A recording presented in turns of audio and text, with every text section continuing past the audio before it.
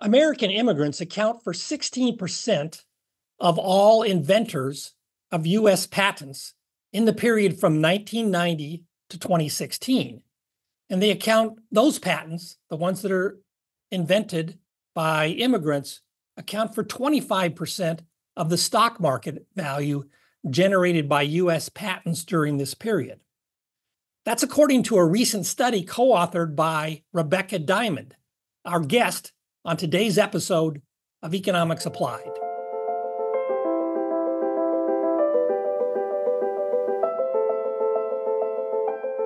Welcome. My name is Stephen Davis, Senior Fellow at the Hoover Institution and host of the show. Rebecca Diamond is the class of 1988 professor of economics at the Stanford Graduate School of Business. She is also founder and director of the Cities and Urban Lab. I'm not sure I got it quite right there, Rebecca, but you can tell me the full name. Anyway, welcome to the show, Rebecca. Thanks so much for having me. It's great to be here. So in this study, which has got it's a really fascinating study, and it speaks to a huge, I think, economic question, but also one that has a lot of political salience in the current day.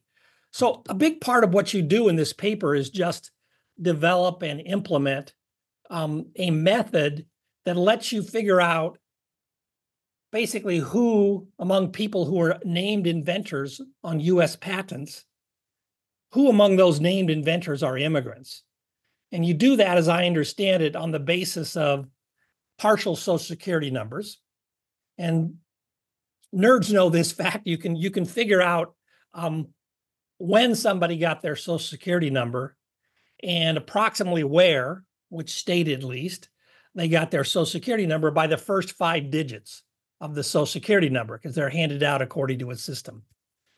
So you have those first 5 digits for the names of people who appear as inventors of US patents. There may be 1, 2, 3, or 4 or so.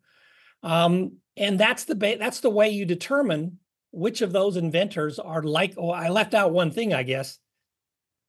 At least in recent decades, Americans tended to get a Social Security number in recent years when they were close to when they were born, or before that, typically when they first started working, ages 16 or 18, whenever they've had their first job. Immigrants, however, tend to get their Social Security numbers after they arrive. And immigrant inventors typically arrive in their 20s or 30s or maybe even later. So that, correct me if I'm wrong, but it's that. So based on when somebody got their Social Security number, how old they were, you can, with a fair bit of accuracy, determine whether or not they're an immigrant. Have I got that basically right?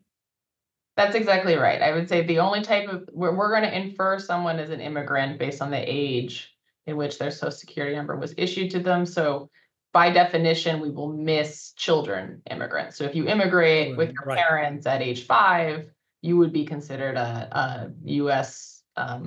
born person. Okay, so in that sense, child immigrants. This is all about adult immigration.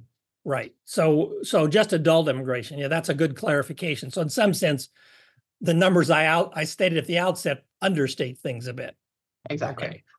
So why don't you tell us the basic facts that come out of this? Because this is there's this big measurement piece, which the paper spends a lot of time kind of confirming that this is a reasonably accurate way to determine who's an adult immigrant and who's not. But then once you've done all that hard work, there's some basic facts that fall out rather in a straightforward way from the analysis. I cited 2 of them, but why don't you give what you think are the full list of these basic facts? So I guess part of, just to back up a little bit, one motivation to create these basic facts was there's an increasing amount of anecdotal evidence that immigrants play an outsized role in innovation in the US. If you look at like Nobel laureates, for example, the US-based ones are very likely to be immigrants, but we didn't really have this systematic, full nationwide representative data set of among innovators, and in this case, among patent inventors, what share are immigrants. And this data constraint was basically due to the fact that the patent database, which is public record, has never been able to be commingled at the individual level with another data set which identifies immigrant status, which basically the only place you could get that is sort of a hard direct variable would be something like internal immigration records, which they never give out at the individual level, or maybe something like the US Census records. But that would still be lots of confidentiality screens to do all the linking. So our sort of angle to get at that without having to convince the US government to open up its confidential records was to use the fact that this first 5 digits of SSN actually encodes a lot about when you got your SSN, where you got it. And because we were able to link a data set that had those first 5 digits of SSNs for basically the whole US population, inventors or not, just everybody, Right.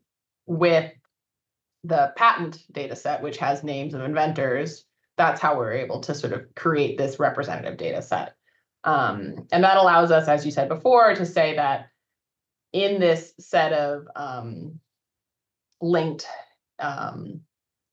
immigrants to the inventor data set, we can first just say in our overall population of the US, what share of people do we identify as adult immigrants? And that comes in at around 10, 11%. So that's going to miss things like, undocumented immigration because you wouldn't have an SSN. It's going to miss child immigrants. So it's going to be lower than what you would expect to be the overall immigrant share if you were to include all of these things. So once we have this sort of identified legal adult immigrants, that's about 10, 11% of the US. But then once you even start selecting on these sort of traits of being very high achieving in the sort of innovation space, just the flag of being an inventor is already overrepresenting immigrants. So 10, 11% of the population are immigrants, but inventors, 16% are immigrants. So conditioning on inventor is already overrepresenting immigrants. And then once you condition on sort of just what share of patents are written by immigrants, there you get up to 24%. So you're much more likely to be an inventor, and even conditional on being an inventor, the immigrant inventors are more productive in terms of number of patents created. And then once you even condition on, let's use market value with a stock market value, which is says that not all patents are created equal. Some patents are much more influential than other patents. And once you can account for the increasingly sort of stringency of how high impact the innovation is, immigrants get increasingly higher sort of representation share, where market value is our most sort of best guess of overall value.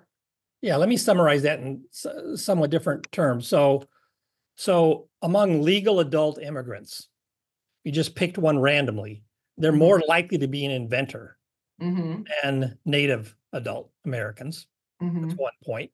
Second, and inventors here means you were named on a US patent. That's what inventors means here. Yes. Second, among all inventors, the immigrant inventors, these legal adult immigrant inventors, are more productive in the sense that they generate more patents than the average native immigrant. Native inventor, yes. Average native inventor, thank you. And third, they even more so, a little bit more so, generate than the immigrant inventors generate patents that have high economic value as measured by their contribution to their employer's stock market price. Is that right? That's okay. Exactly right. So these adult immigrants are not only disproportionately likely to be inventors, as we've defined it, but they're also even more concentrated among the most successful inventors. That's exactly right. Yeah. Okay. So I think obviously that's kind of a basic fact, but it's pretty important to understand if you are concerned about the pace of U.S. innovation, which is something that I think most people are concerned about, because the pace of innovation feeds into overall productivity growth, improvements in living standards over time. This is just one important slice of innovation. It's not all of innovation, but it's a very important part of innovation. And we can see from your numbers that immigration, it plays a huge role in that overall enterprise within the United States. That's exactly right. Okay. We then get into some, can I just follow up a little bit on that? Try to understand what are some facts about these immigrants that kind of make them different? Like, are they just doing everything the same as US foreign inventors and just churning out more patents? But we see if we actually look at some metrics of what their production of patents looks like over their life cycle as they age and as they're in the US for longer, we can find what looks like they're sort of more attached to global innovation networks, meaning that they're much more likely to cite other patents that were issued abroad, so foreign patents. So it seems like they're more knowledgeable of what's going on outside of the US. And also on the flip side, the patents that they author in the US are more likely to be cited by foreign patents. So it seems like there's sort of some foreign knowledge importing and exporting that the immigrant inventors seems particularly good at. And that might be one of the reasons they're sort of higher impact.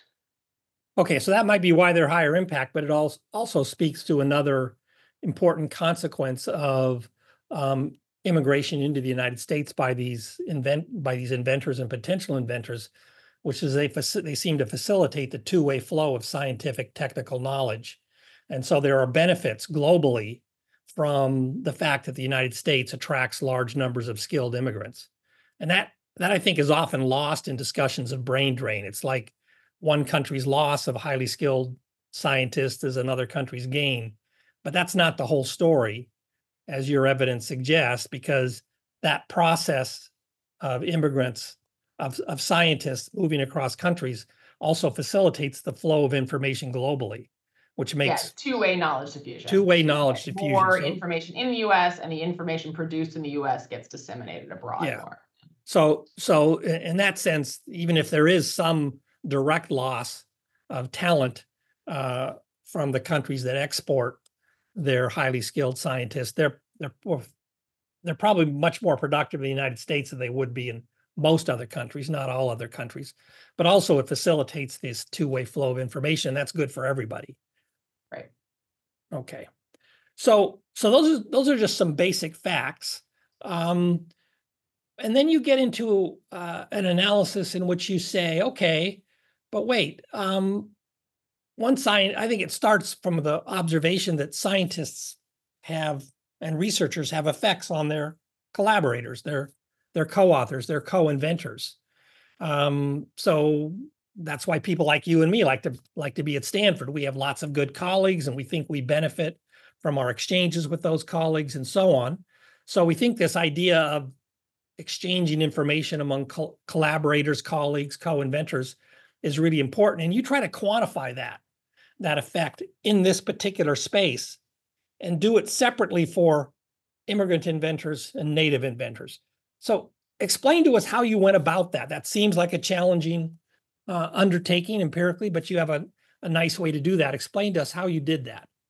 Right. So I guess the motivation here is to acknowledge that the amount of innovation produced by immigrants or by any one inventor, you might think we just want to attribute patents that they authored as sort of a metric of their contribution. So if I author 10 patents, I produce 10 patents worth of innovation for the US. But that might miss the fact that, say, you and I wrote a patent together, and our collaboration together actually meant I learned something from you and you learned something from me. And that knowledge exchange both led to you patenting in the future, not with me, but because of our interaction, you learned something and had an idea that led to more patents authored by you. And maybe I had more patents authored by me from what I learned from you. So right.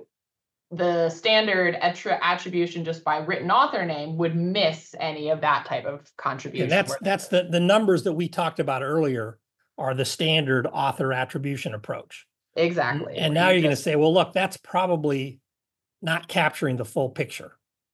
Exactly. So what we're going to focus on is one specific type of externality. So how the external effects on innovation beyond my own patent authoring is through these, what we call collaboration externalities. So we're going to look at people who write patents together, and we want to try to quantify how much of that previous collaboration affects each inventor's subsequent patenting productivity, regardless of whether we're actually working together in the future or not on the actual patent. So the reason that that is sort of statistically hard to quantify is it's hard to disentangle in the data how much of your future patenting is due to the fact that you and I wrote a patent together and I taught you something, versus maybe you just had a bunch of good ideas after working with me, and you also had good ideas when you worked with me, and it has nothing to do with me, and it was just you're just going to be a productive inventor over your whole life. So the way we disentangle how much we can attribute to the collaboration itself versus just whatever else is affecting your productivity is to use the fact that some inventors unfortunately pass away slightly young. So we look at below age 60 deaths, and then we follow the patenting outcomes of their prior collaborators. So we know that the people who have collaborated with this dying inventor before that inventor passes away, we know who those people are. And then we think of that death as sort of an exogenous, random removal of part of your collaboration network. So you lose access to this person that you may potentially would have continued to learn from or talk to. And then we follow the patenting outcomes of those surviving collaborators, the co-authors of the dying inventor, and compare them to basically similar inventors who didn't have their collaborator pass away. So the death we're thinking of is sort of as good as random from the perspective of the life cycle productivity of the collaborators. And we can show that indeed, just regardless of whether you're an immigrant or a US born inventor, if you have a collaborator that suddenly passes away, your subsequent productivity on patenting declines. Maybe that's not that surprising. Other work has documented that as well. What we focus on is the difference in that decline based on whether the dying inventor is an immigrant or a US born inventor. And we find that when the immigrant is the person who's passing away, their surviving collaborators suffer a much greater productivity loss than the US born dying inventors, suggesting that the external effects through these collaboration externalities are particularly large for the immigrant inventors. So not only are they producing more patents themselves, they're positively impacting the productivity of their collaborators over and beyond their own patents in a disproportionate way. And they're doing so more than native inventors on average. Yes, okay, almost double, yes. Almost double. So, but why is that according to your analysis? Why are these collaboration externality spillovers, as you've called them, bigger, and we're talking about on average, for immigrant inventors as compared to native inventors? So we actually looked at 10 different channels to try to explain what is different about these immigrant and dying inventors and their collaborators, other than them just being immigrants, to try to explain this effect. And shockingly, these 10 effects, I'll talk about them in a second, almost explain none of it. So it's sort of, there's something unique and special about immigrants over and beyond the 10 theories we could test that make them particularly sort of creating these positive externalities. So we thought, one of our first ideas was immigrants are particularly productive. So maybe if you just collaborate with someone who's particularly productive, that's going to lead to larger collaboration externalities. If you work with someone smart, they teach you stuff. And we do find that to be true. We do find the collaboration externalities are bigger when the dying inventor has produced more patents in the past and is particularly productive. So you would think that would explain some of the reason that immigrants are more productive. But then there's a countervailing force, which is that immigrant inventors and also productive inventors tend to have very productive and innovative collaborators. They tend to work with other smart people. And if the collaborator themselves is particularly smart and productive, they're more immune to the death. So the death doesn't affect their subsequent productivity as much. So those two effects kind of cancel each other out. So the immigrant inventors are particularly productive, which makes them diffuse more knowledge, but they also tend to be working with particularly innovative and productive co-authors. And those people tend to be less affected by an inventor death because they themselves are so productive. And when you sort of put those two effects together, they sort of net each other out. But despite those two effects, the immigrants are still leading to larger collaboration externalities. So we sort of went through the kitchen sink of mechanisms, and they're all there, but they tend to not, on aggregate, make the effect of immigrants smaller. I thought you had another, tell me if I misread, I thought that was another fairly sizable effect, which is the size of the collaboration network was larger on average for immigrants. That's true. And so when an immigrant inventor passed away earlier, he tended to affect a larger number of collaborators in their terms of their future productivity. And that was actually a material effect, or did I get it wrong? So I guess it depends on how you think about the perspective. So one immigrant inventor dying will affect more collaborators. And if you sum up all of their productivity, that will have a larger effect.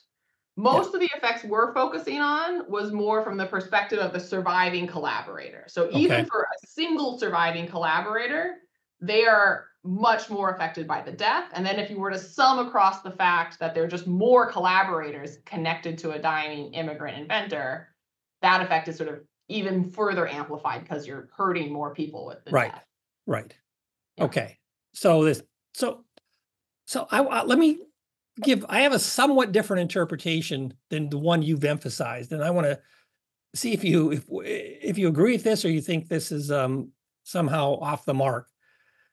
The three effects we've talked about, both the kind of the direct spillover effect, the fact that immigrants tend to work with more productive collaborators, and immigrants tend to have larger collaboration networks.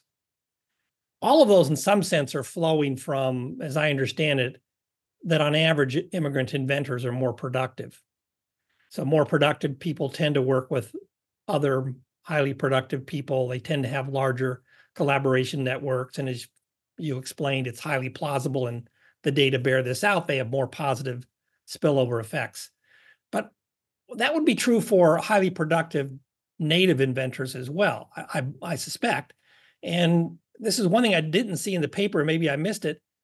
Is there, once you condition on productivity, is there really a difference? So if I were to take a set of American inventors who were as productive as immigrant inventors, and you did all the same kind of comparisons you just described, would it look the same? Or would it look different in some systematic? That's what I was sort of alluding to, is that basically you can take these 10 dimensions of characteristics about productivity and collaboration networks and what your knowledge area is, and match them to identical, more or less, native inventors and say, all right, once you actually find people that look similar on these dimensions, how different is the collaboration externality effect? And we find it's just as big. So you explain none of the effect by finding Americans that look the same on these observable characteristics: high productivity, high collaboration networks, sort of unique knowledge backgrounds. And you sort of put all that together and you still get immigrants are disproportionately having large experiences. Again, so we're going to get into the weeds a little bit here, but help me if I understand, or is it right that exercise rests on a linear specification? No, it doesn't. Okay. So literally what we do is we take each immigrant inventor who dies, and we look at 10 dimensions of characteristics, and then we bin each one of those 10 dimensions into 10 bins. So it's like a discrete category that you're in each one of those bins. And then we have to find a native inventor that's identical on those 10 dimensions. And then we pair you together. And if there's more, there's some weighting we do if we have multiple matches. But like if it's 1-to-1, and then once you have those pairs, you basically have created a sample of native inventors that are identical on those observables to the immigrants. And then you run the estimation in that new sample of native inventors and see what the magnitude of the dying inventor effect is, compare it to the natives, and you explain it's basically the same as not doing that matching exercise. Okay, I'll think more about that, and maybe we talk offline. There's something there I don't fully understand in the claim that there's no functional form underlying that result. But I'm going to leave that aside. That's it's within a bin, so it's non-parametric. If you make the bins go to infinity, then it's fully non-parametric. Sure. But it's sure. Okay, so all right. Well, then what do you think's going on here? there's no, I mean, there are some important effects, as we just talked about earlier, but the two biggest ones, basically, as you described it, net each other out. They cancel each other out. The two biggest effects that are associated with the high productivity of immigrants relative to native inventors. They tend to cancel each other out, and then the rest of the stuff is mostly not that important. The stuff you can measure. So what do you think's going on? So one thing that we can't measure well, so I can't test this theory, which is related to this diffusion of knowledge, is that their knowledge background, like if you grow up, say, in Germany, there's certain fields that Germany is really good at, and you're going to be a particular expert in that, over and beyond my ability to sort of say, like, all right, these are the crude categories that Germany's good at, so we want to compare them to Americans that are kind of good at those same categories. But if there's something sort of unique to like German engineering innovation or something, I can't really get that. Or if there's something unique to like Indian, I don't know, computer science or something, it could be, given this sort of diffusion of knowledge we're seeing, which looks unique to being an immigrant, my guess it has something about sort of that country level expertise of these specific skills that's potentially just taught differently and just a different perspective than whatever's going on in the US. And that could be when you work with someone, you learn this sort of unique perspective. And that's why the externalities are particularly big. So it could be learning a different perspective, or I guess, couldn't there be another explanation that they're just complementary skill sets? Sure. It's not necessarily I mean, the learning story you told is one version of complementarity, but there could be others. You know, one guy knows how to use a wrench, another guy knows how to use a hammer. But remember, it's on the subsequent patents where you're seeing the effect. So it has to be a learning effect. It has to be something that carries forward. That carries forward. If I'm just good at using the wrench, I'm not an author. Yeah, then that's a good point. Okay. So I see. So then if that's the story, is there some way to identify a native-born American inventors who look more like foreign-born inventors on these other dimensions? So you mentioned, you know, maybe German mechanical engineers or something, or Indian computer scientists. There must be among native inventors some who kind of look unusual relative to other natives, but similar to German mechanical engineers, and likewise, or the Indian. So is there some way to get at that in the data? One thing we don't do in this paper is we don't actually know your country of origin. So if it's sort of unique skills that vary by country of origin, we're not able to identify we don't know which country you came from. We just know that you weren't from the US. But we do know that you do know the skill set broadly defined based on their history of patenting. But in only kind of a crude way, right? Like we know the category, the knowledge category of your patent. We don't really know the minutia of like, what is your sub field? You could in principle find domestic native inventors who have a patent history profile that looks like a German mechanical engineer, and then see whether that type of native death is associated with higher spillover effects than the typical native inventor early death. So there'd be a lot of work to do that. Maybe there's not enough power in the data. But. So there's sort of, once you start matching on too many things, you start to run out of matches, right? If you're going to match on 10 dimensions, or you want to go to 20 dimensions, you start to it's harder to find matches. We do stuff along those lines. So we're trying to look at sort of the type of area that you're patenting in, and how different is that from the area that your collaborators are. It's like, are you really far from your collaborators, or really close? We also match on just like this area, like a knowledge, whatever the category of the knowledge that you're generating. So we basically tried to push all of these stories as far as we could in the data. And you basically find evidence for each individual story that you would expect. But because there are these offsetting forces, when you put them all together, you can actually make the immigrant effect much smaller. And what we can't do is like this German example, right? We don't know what is the profile of a German, mechanical engineer. We don't know who's German in our data. So we don't have a way of in that profile, and we'd have to get external data for that. Understood. Okay.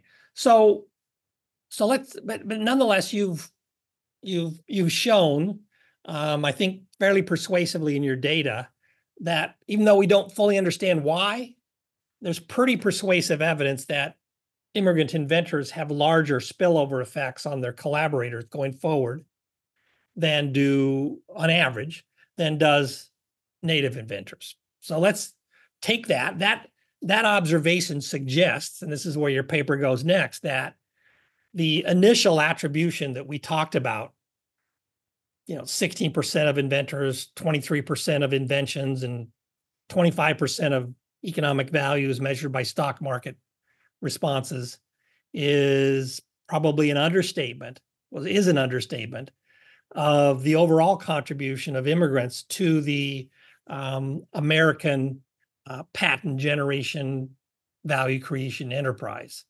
So the last part of your paper is, well, can we quantify that? It's kind of directionally, the effect is clear, but you try to quantify it and say, well, what's the overall effect in some accounting sense after we capture these indirect spillover effects? So tell us what you did there and what you found.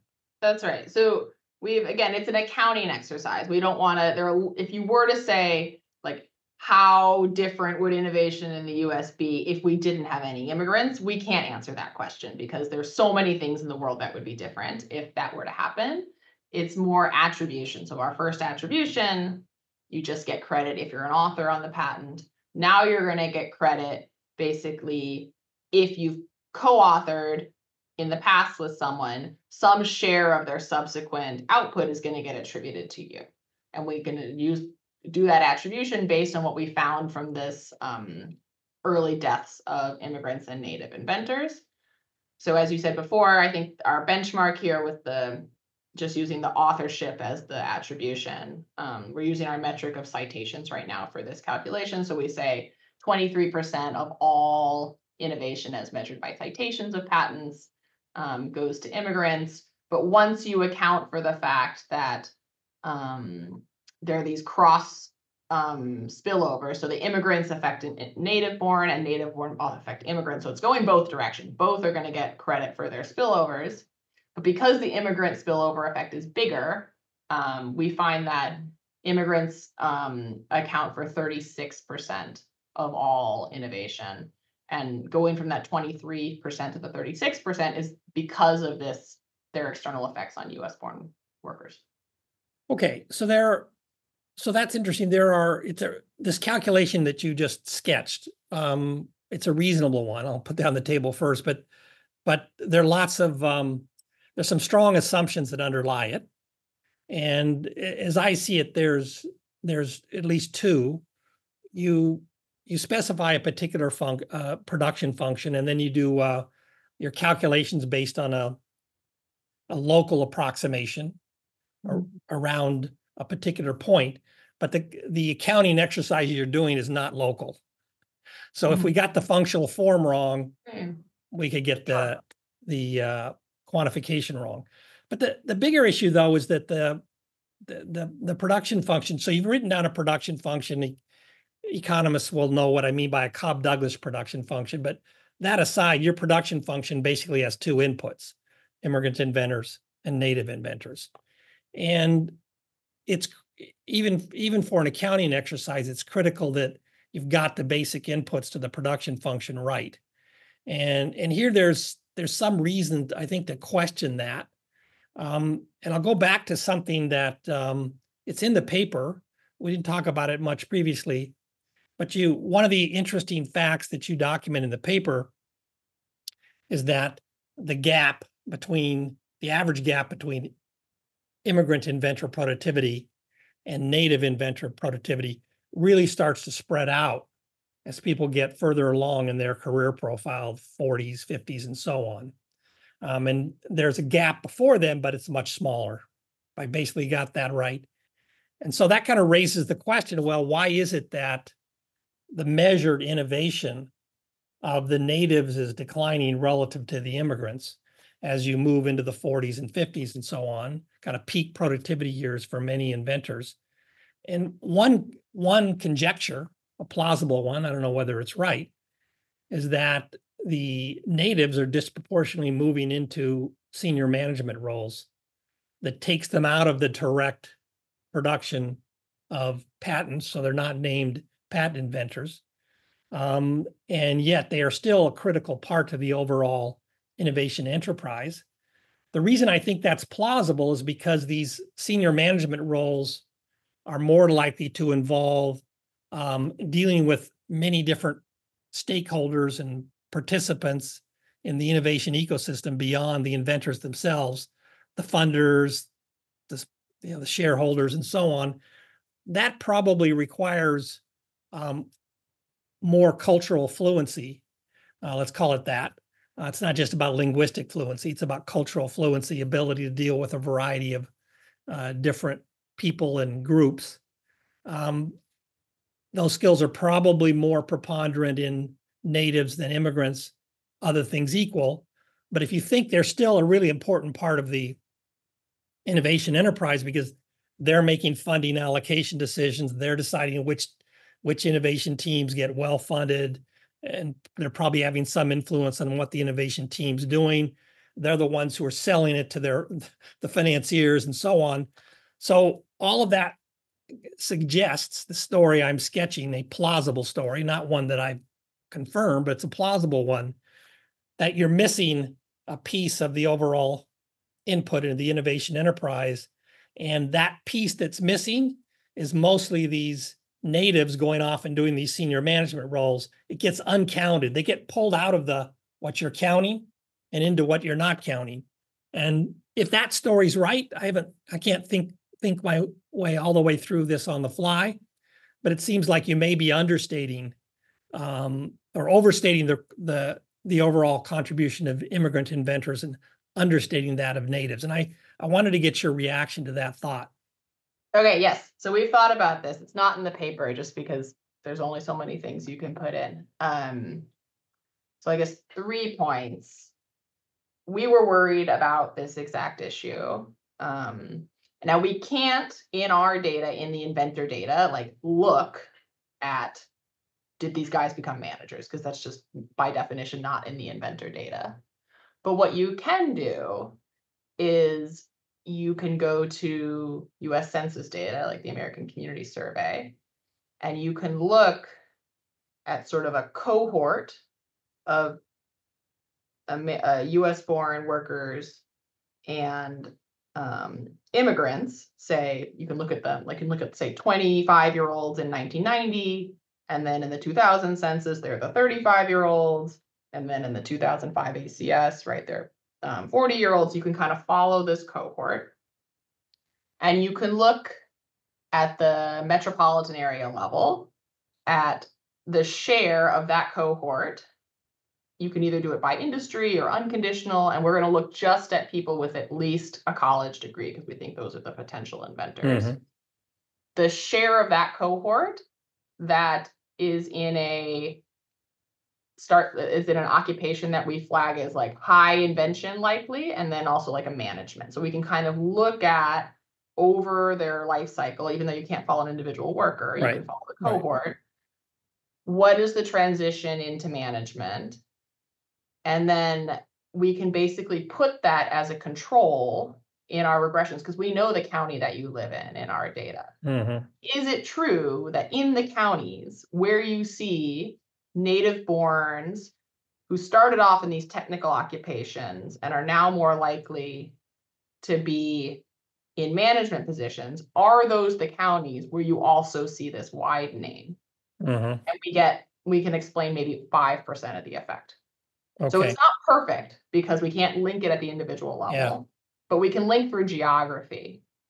Now, there are issues about imperfections. There can be return migration that we can't really deal with. If you move back to your country, then the cohorts are not fully balanced. But it did not seem like you would expect if that was like a huge driver of what's going on for that to pick up more than 5% of the gap.